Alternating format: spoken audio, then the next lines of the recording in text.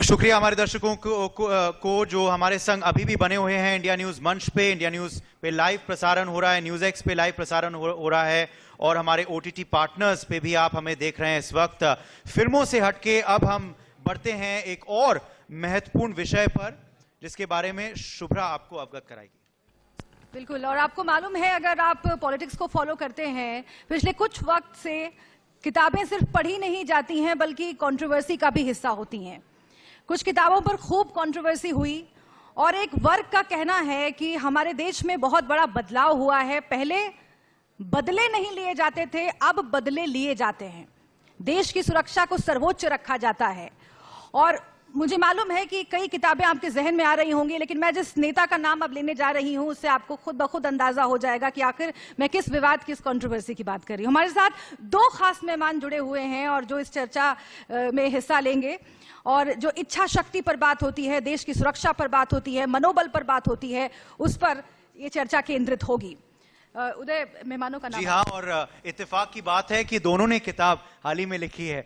एक के बारे में इन्होंने चर्चा करी है, मगर हमारे जो दूसरे शख्स हैं उन्होंने भी हिंदुत्व पैराडाइम नामक एक किताब अभी हाल ही में ही लिखी है। जी हाँ, मैं बात कर रहा हूं मनीष तिवारी जी के बारे में।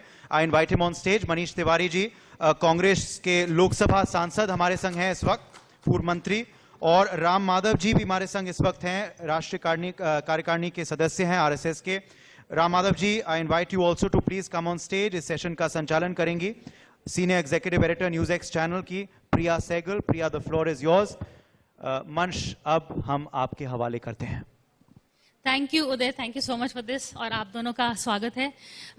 जैसे कि अभी जिक्र हुआ है मनीष जी, आपने किताब लिखी है which is 10 security flash points पिछले 20 साल में, और राम माधव जी ने भी नॉट जस्ट ऑन हिंदुत्व पर चाइना पर भी काफ़ी किताबें लिखी हैं। तो आज का टॉपिक होगा India's place in the neighbourhood. पर उससे पहले एक विवाद का जिक्र हुआ था मनीष जी, और actually it is related to आज का टॉपिक, कि आपने लिखा था कि नेशनल सिक्योरिटी के मामले में क्या यूपीए थोड़ा पीछे रह गया है, क्योंकि आपकी किताब में थोड़ा जिक्र हुआ था कि 26/11 में जिस तरह का रिएक्शन देना पड़ा था, जिस तरह के जैसे कि इन लोगों ने सर्जिकल स्ट्राइक की, थोड़ा सा यूपीए पीछे रह गया। तो इसके बारे में आप थोड़ा संक्षेप में बताइए। प्रिया जी, आपका बहुत बहुत धन्यवाद, और आपके चलचित्र का भी बहुत बहुत धन्यवाद कि आपने आज हमें यहाँ पे आमंत्रित किया। चर्चा आपने किताब से शुरू की है, तो उसको एक परिप्रेक्ष्य में देखने की ज़रूरत है। देखिए, कारगिल की लड़ाई के बाद 1999 में जब भारत की कारगिल की लड़ाई में जीत हुई, तो उसके पश्चात भारत जो पाकिस्तान से समर्थित प्रॉक्सी वॉर है, उसके एक बहुत ही जटिल फेज में दाखिल होता है।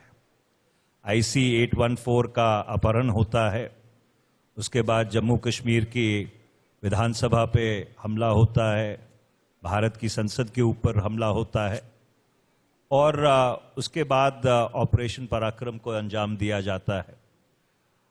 और जब ऑपरेशन पराक्रम जो 1971 की लड़ाई के बाद भारत की सेना का सबसे बड़ा मोबिलाइजेशन था, वो जब चल रहा था, तो मई 2002 में कालचुक पर हमला होता है। और उसके बाद एक ऐसा माहौल बनता है कि जो भारत के अलग अलग शहर हैं, चाहे मुंबई हो, चाहे जयपुर हो, चाहे दिल्ली हो, वहाँ पे बम विस्फोट होते हैं। तो जब तक आप 26/11 तक पहुँचते हैं, तब तक 8 वर्ष लगभग भारत के ऊपर पाकिस्तान की तरफ से ये प्रॉक्सी वॉर का आक्रमण होता है। अब ये किताब कोई यूपीए बनाम एनडीए किताब नहीं थी, और ना ही इस किताब को लिखने का वो मकसद था। इस किताब को लिखने का मकसद सिर्फ इतना था कि जो भारत के सामने राष्ट्रीय सुरक्षा की चुनौतियां आई हैं, उन राष्ट्रीय सुरक्षा की चुनौतियों से अगर हमने उसको निपटा है, तो क्या भारत आज अपने आप को ज्यादा सुरक्षित महसूस करता है? उसका परिप्रेक्ष्य ये था। और मैंने जानकर दलगत सियासत से ऊपर उठकर इसको एक विश्लेषण के तौर पर देखने की कोशिश की है। अब इसमें अगर हम टोका टाकी करना शुरू करें, नुक्ताचीनी शुरू करें, तो फिर बहुत सारी ऐसी चीजें उसमें आ जाती हैं जो भारत की राष्ट्रीय सुरक्षा के ऊपर गंभीर बहस जो है उसका हिस्सा नहीं होनी चाहिए। राम माधव जी, मनीष जी कह रहे हैं कि उनका मकसद नहीं था यूपीए वर्सेस एनडीए का, लेकिन आज के मंच में हम उस पर भी बात करेंगे कि दोनों का ट्रैक रिकॉर्ड कैसा रहा। इन्होंने कहा कि सर्जिकल स्ट्राइक का भी जो अचीवमेंट हुआ था वो it did not get the same result as was desired. उससे आप सहमत हैं? नेशनल सिक्योरिटी और फॉरेन पॉलिसी, इन दो इश्यूज को एकदम पॉलिटिकल प्रिज्म से नहीं देखना चाहिए, इस मत का मैं भी हूं।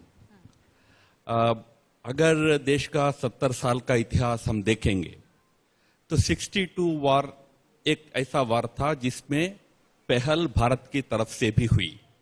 एक सीमा पर एक साहस दिखाने का प्रयास हुआ, यह अलग बात है। उस युद्ध में हम पराजित होकर वापस आए। 71 युद्ध का तो हमको सबको पता ही है किस प्रकार अपना पराक्रम का परिचय हुआ। उसके बाद 86 एक अवसर था जिसमें उस समय के जनरल सुंदर जी जो सेना अध्यक्ष थे, उन्होंने स्वयं होकर सरकार की अनुमति की प्रतीक्षा ना करते हुए एक पहल किया था, जो सुंदरंगचू वैली में स्टैंड ऑफ का जो कारण बनी थी। वो स्टैंड ऑफ 6 साल चली। उसके बाद जैसा मनीष जी ने कहा, कारगिल एक अवसर था जहां हाइट्स पर हम जाकर काफी बलिदान देकर संघर्ष करके हम अपनी भूमि को वापस लिया और विदेशियों को, पाकिस्तानियों को वापस खदेड़ा।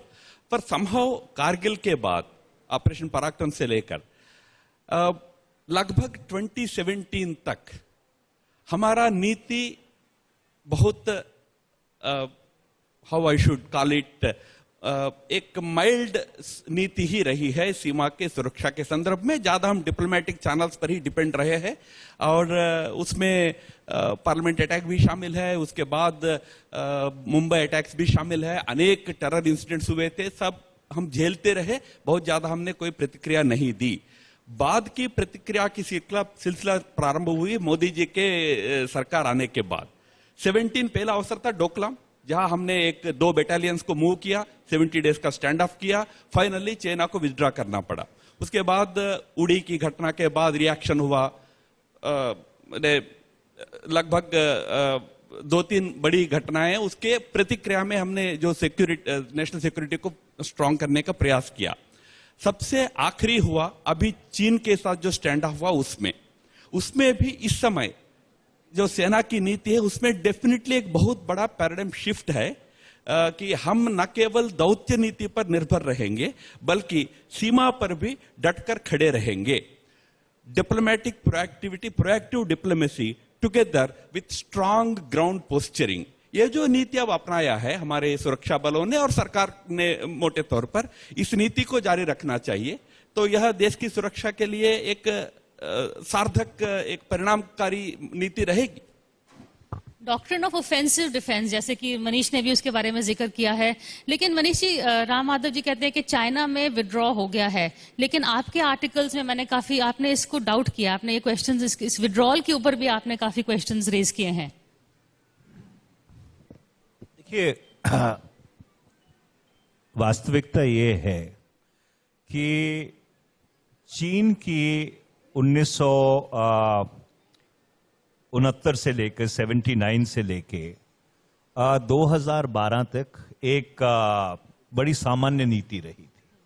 और वो सामान्य नीति ये थी कि चीन अपनी सरहदों के ऊपर शांति चाहता था।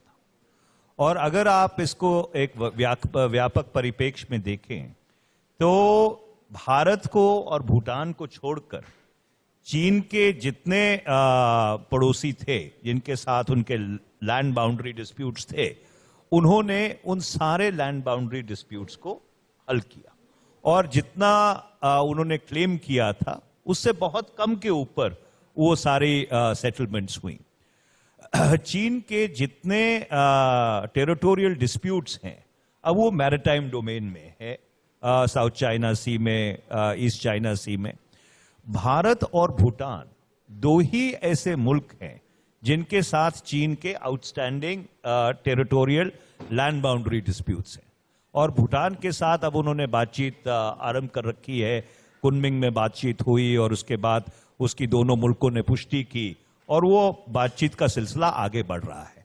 अगर ये बातचीत निष्कर्ष पर पहुंचती है चीन और भूटान के बीच, तो भारत एक अकेला ऐसा देश रह जाएगा जिसके साथ चीन का जो लैंड बाउंड्री डिस्प्यूट है वो 1949 से, जब से कम्युनिस्ट चाइना बना है, तब से वो आउटस्टैंडिंग है। तो बुनियादी जो सवाल है जो हमको अपने आप को पूछना चाहिए कि 2012 के बाद जब शी जिनपिंग का उदय होता है, ऐसा क्या बदला चीन की नीति में कि चीन बहुत ज्यादा ही अग्रसर और प्रोएक्टिव हो गया। और ये सिर्फ भारत के प्रति नहीं हुआ है, सेंकाकू आइलैंड्स में, फिलीपींस के प्रति, वियतनाम के प्रति उन्होंने ये तय किया कि क्योंकि उनका 5-1 इकोनॉमिक एडवांटेज है तो अपनी सरहद को वो अपनी तरह से सेटल करने की कोशिश करेंगे। अब इसमें जो दुर्भाग्यपूर्ण बात या जिस बात के ऊपर हमको चिंता करनी चाहिए कि 1999 में जब कारगिल होता है तब भी पाकिस्तान के घुसपैठिए भारत में घुस आते हैं, 160 किलोमीटर लंबा फ्रंट ऑक्यूपाई करते हैं, ऑलमोस्ट 9 किलोमीटर डीप। उस समय भी हमको उसकी खबर नहीं होती। और अप्रैल 2020 में जब चीन भारत में घुसता है उसकी भी हमको जानकारी नहीं होती है।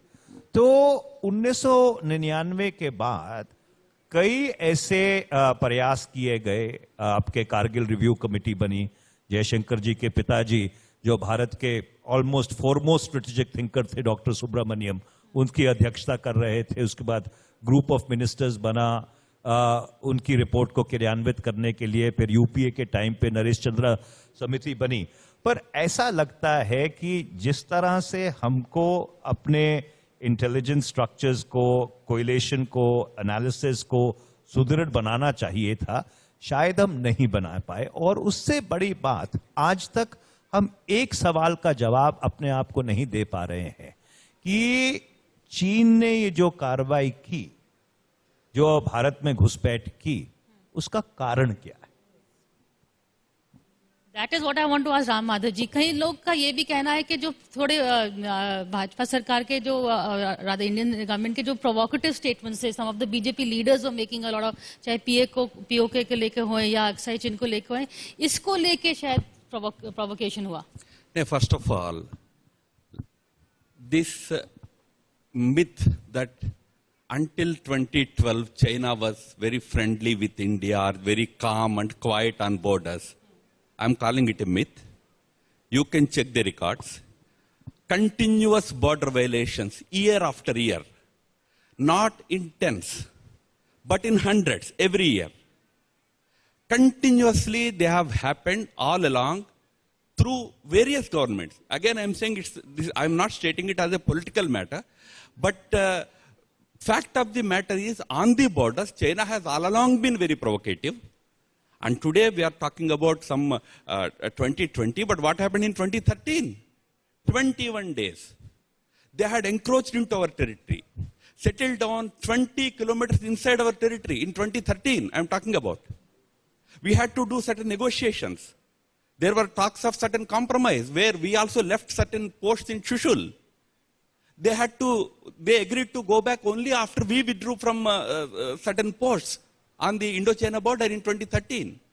So, it has all along been the policy of China to nibble away your borders. सीमा में nibbling away करता है। धीरे धीरे इंडियन टेरिटरी को एंकरेज करने का प्रयास हमेशा चलता रहा है, ये कभी रुका नहीं है।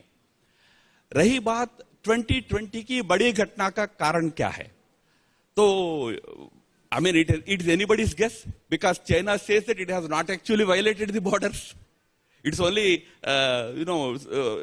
sitting on its own territory, which it claims as its own.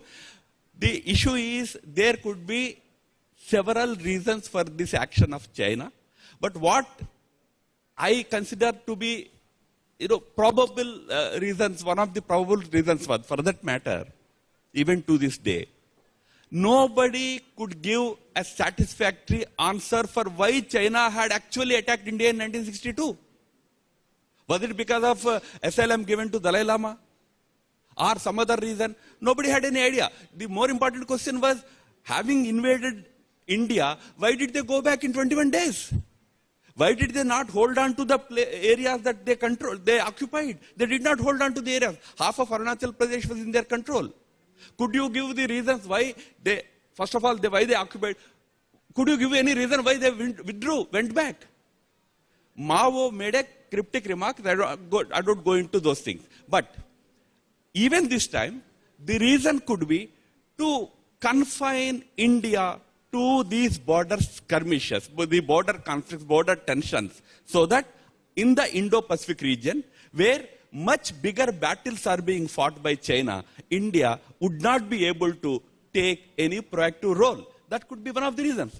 You are now stuck with a situation in the Ladakh region, on the Indo-Tibetan border. I would still prefer to call it that way. And, as a result, you will not be a very proactive participant in the South China Sea conflict or elsewhere. That could be one of the strategies, Again, nobody can predict China's behavior. Sun Tzu का message है, Sun Tzu का Art of War में clear एक वो होता है Chinese को कि you should be unpredictable. You should appear where you are not expected. That is the strategy. So we can't predict Chinese reaction, but Manish, are you happy with our reaction, the way this government has reacted to the Chinese invasion?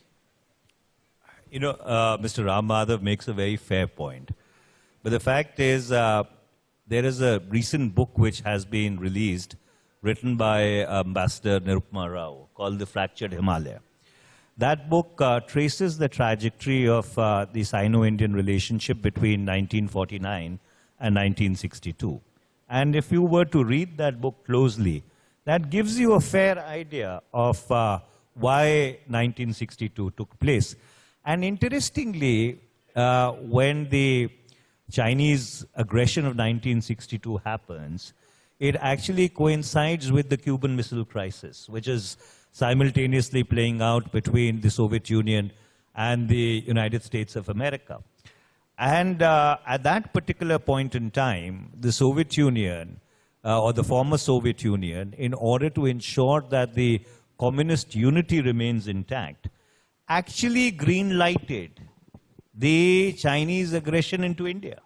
So, in 1962, the Soviets actually green-light that aggression, and in 1971, the Soviets, are treaty allies in terms of the Indo-Soviet Peace and Friendship Treaty, and they actually come to India's aid when America sends the 7th Fleet. So therefore, between 62 and 71, it seemed as if we've moved a whole 360 degrees in our strategic relationship. Insofar as today is concerned, I don't think it's a situation of 62 versus 2020 or 1999 versus 2020. I don't think that is the paradigm that we should look at these situations through. The important thing is that if in 1962 there was a failure in order to be able to predict the intention of the Chinese, should that have repeated itself in 1999 and 2020? I think that's the more germane question. Ram Madhav जी, आप इनका जवाब जो सवाल उठाए हैं, और दूसरा मेरा एक सवाल है कि जब से ये गवर्नमेंट आई है तो थोड़ा सा हम जो India's place in the neighbourhood, चाहे नेपाल होए, चाहे पाकिस्तान होए, चाहे चाइना होए, मोदी जी के स्वेयरिंग इन में तो बहुत लोग आए थे, लेकिन उसके बाद हमारी एक कंट्री है जिसके साथ हमने रिलेशनशिप अच्छे करे हैं, मुझे तो लगता है सबसे रिलेशनशिप बिगड़ते ही जा रहे हैं. नहीं, बिगड़ते जा रहे हैं ऐसा तो मैं नहीं मानता हूं. जो इंटेंसिटी प्रारंभ के 2-3 साल में रही है, वो इंटेंसिटी आज उतना इंटेंसिव हमारा एफर्ट हो रहा है क्या ये रिलेशनशिप्स मेंटेन करने में, उस पर सोचने की जरूरत जरूर है. I always feel that in the global context, विश्व के परिदृश्य में India as a stand alone country, इससे अच्छा इंडिया का वैल्यू रहेगा India with its neighbourhood standing up together with India. India means India and its neighbors.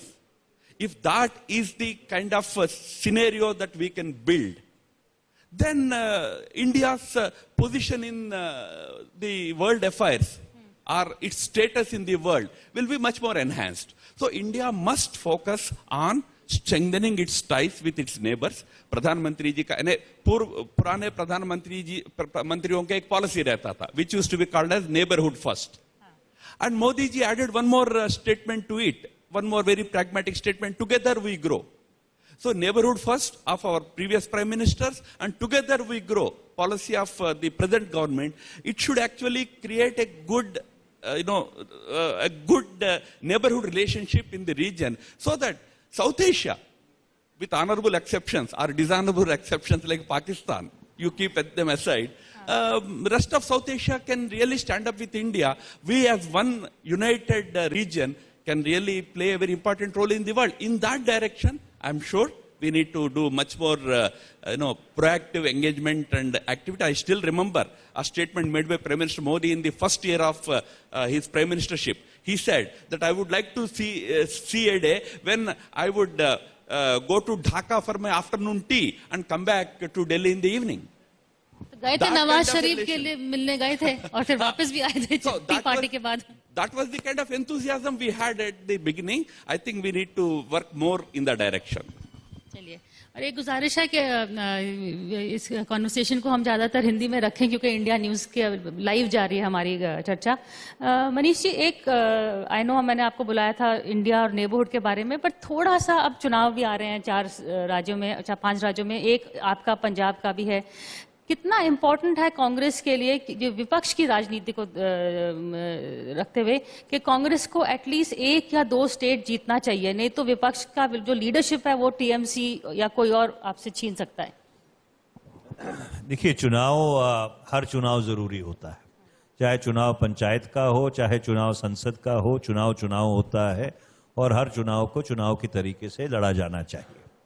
और ये आपकी बात सही है कि ये जो 5 राज्यों के चुनाव हैं, ये एक पड़ाव है. और पड़ाव इसलिए है क्योंकि इसके एकदम बाद राष्ट्रपति का चुनाव होगा. और काफी हद तक जो समीकरण है वो इससे 2024 के चुनाव के लिए भी तय होने शुरू हो जाएंगे. तो इसलिए ये जो 5 प्रदेशों में चुनाव होने जा रहा है, और उसमें उत्तर प्रदेश का चुनाव स्वाभाविक है कि सबसे ज्यादा महत्वपूर्ण है क्योंकि उत्तर प्रदेश सबसे बड़ा राज्य है.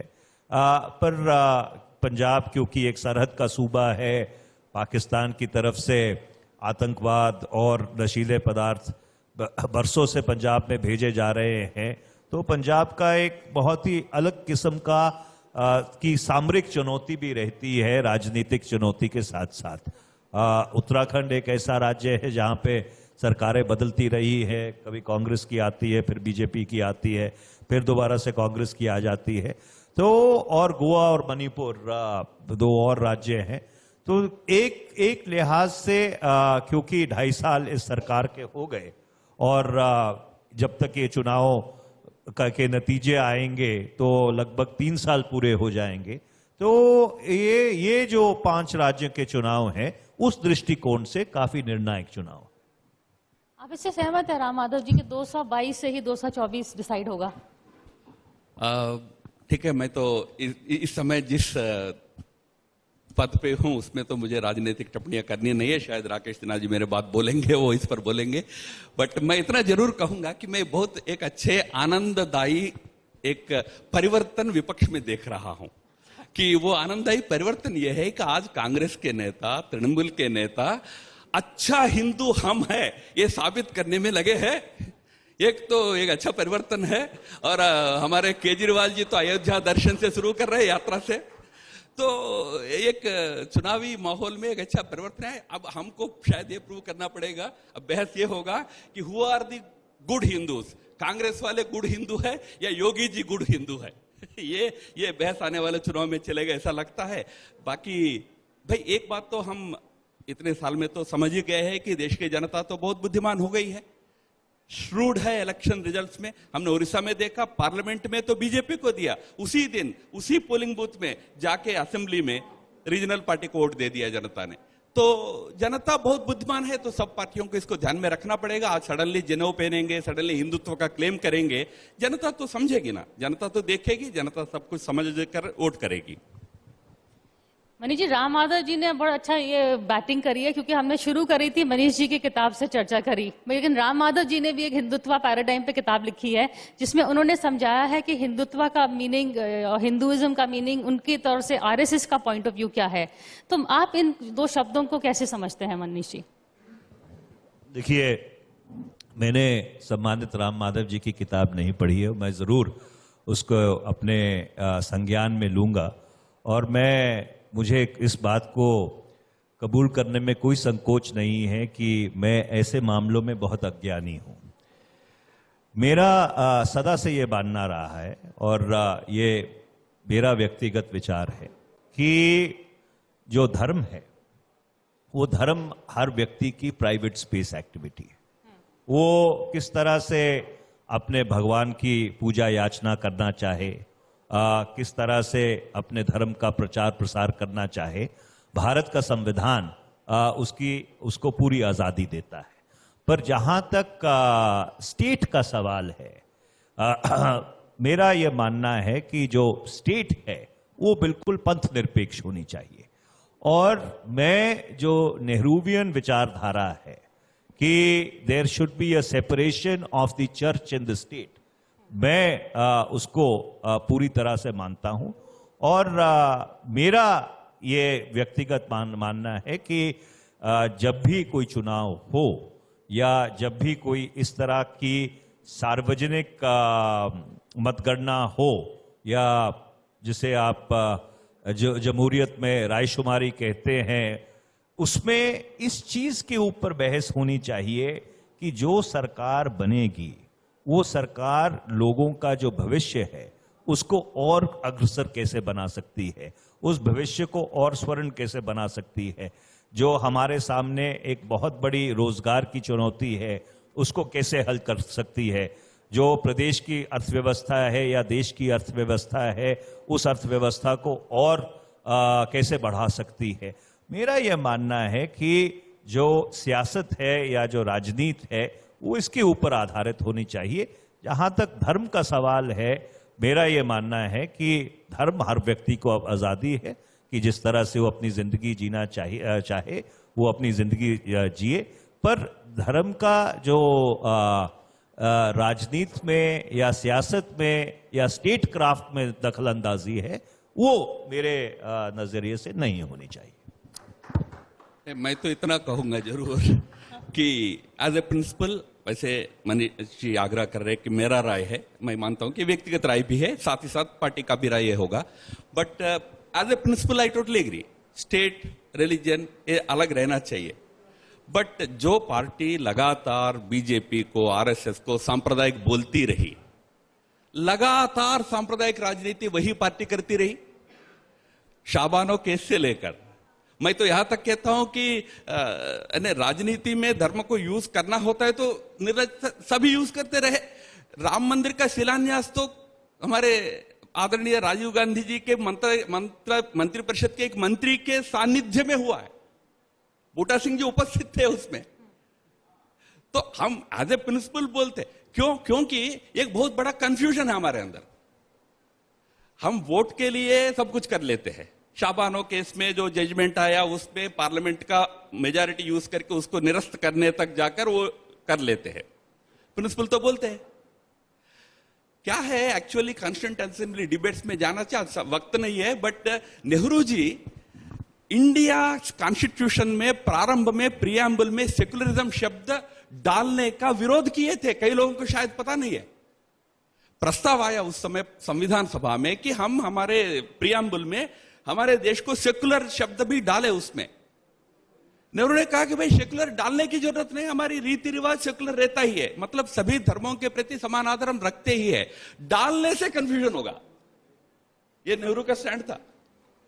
आगे जाकर 1976 में विपक्ष को जेल में रखकर इंदिरा गांधी ने बैकडोर से सेकुलरिज्म शब्द डाला था कॉन्स्टिट्यूशन में। इसका मतलब यह नहीं कि उससे पहले हम सेकुलर थे नहीं, और इसके अर्थ यह भी नहीं है कि डालने के बाद हम एकदम सेकुलर बन गए, ऐसा भी नहीं है। राजनीति का अपना स्वभाव रहा है, सब एक दूसरे को सांप्रदायिक बोलते रहे, अपने आप सांप्रदायिक राजनीति चलाते रहे हैं। इसलिए मैंने कहा जनता समझकर इन चीजों पर अपना निर्णय देती रही है, निर्णय दिया है समय समय पर। आखिरी सवाल आप दोनों से। BJP is coating Nehru and saying कि कांग्रेस नेहरू जी के जो आइडियल्स हैं उससे थोड़ा अलग हो रही है, क्योंकि सब द एलिगेशन इज दैट के मेजोरिटीरिज्म, जो माइनॉरिटी वोट को आपने वो करने के लिए ही सबसे पहले ये कम्युनल राजनीति शुरू करी है। ऐसा है प्रिया जी कि राम माधव जी ने जो हमारे संविधान की संरचना के समय बहस हुई थी उसका बहुत रचनात्मक जिक्र किया है, और इनकी बात बिल्कुल सही है, क्योंकि जब भारत का संविधान लिखा जा रहा था, जो भारत के संविधान के निर्माता थे वो अपने आप को और अपने धर्म को बहुत अच्छी तरह से जानते थे। जवाहरलाल नेहरू पंडित जवाहरलाल नेहरू थे, अब्दुल कलाम आज़ाद मौलाना अब्दुल कलाम आज़ाद थे, डॉक्टर बाबा साहब अम्बेडकर जो गरीब वर्ग है उसके दर्द को बहुत अच्छी तरह जानते थे और पहचानते थे।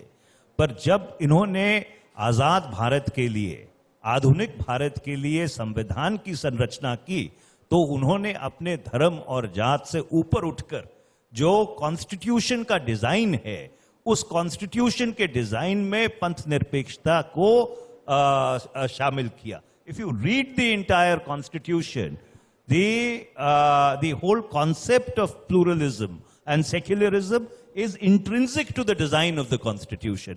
और जो 1976 में हुआ वो जो डी जूरे था या डी फैक्टो था, उसको सिर्फ डी जूरे बनाया गया।